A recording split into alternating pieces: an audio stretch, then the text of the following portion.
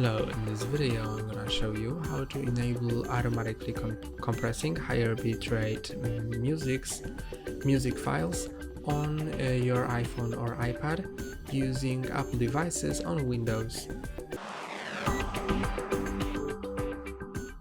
If you have Apple devices installed and you have your Apple device connected, you can go to General Settings here and then scroll down.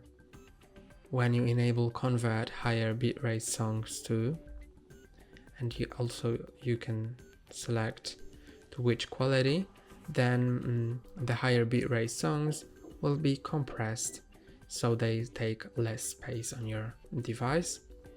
And remember to click on apply to apply these new settings. That's all for today. Don't forget to like and subscribe. See you next time.